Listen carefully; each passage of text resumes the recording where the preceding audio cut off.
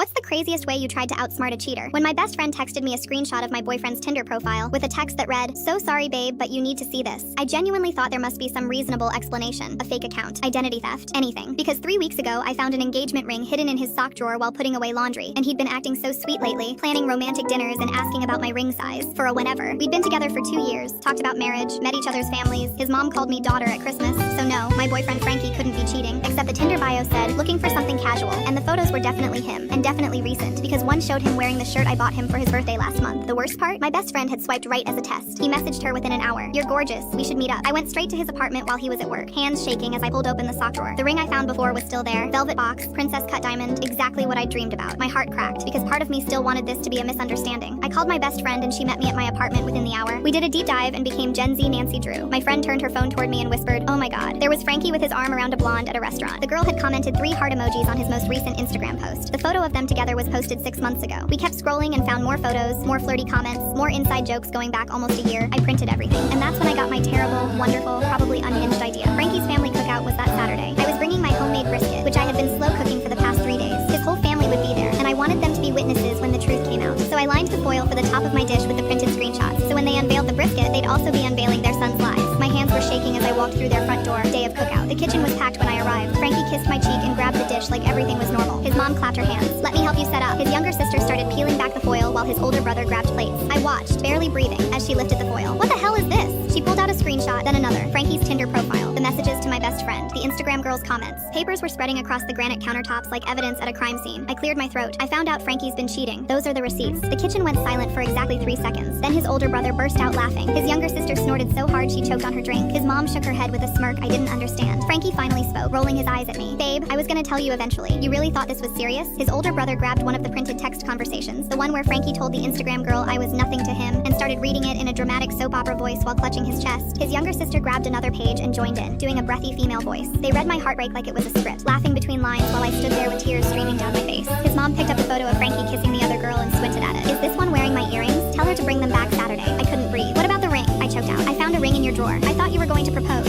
Frankie's dad walked over from the doorway and clapped his son on the back with a proud grin. "Told you that trick works. Women are naturally snoopy. Have a ring hidden somewhere obvious, they'll never leave." The room started spinning. His mom waved her hand at me like I was being dramatic. "Sweetie, nobody in this family believes in monogamy. His dad has his fun, I have mine, but we always come home to each other. That's what having a main means. Frankie just hasn't figured out who his main is yet. But don't worry, I'm rooting for you." She said it like she was explaining something obvious to a slow child. I looked around the kitchen. Every single face looked back at me with something between pity and amusement. I wiped my tears and looked directly at Frankie. "We're done," I said, and my voice came out steadier than I felt. "This isn't what I want, and you should have told me who you really were from the beginning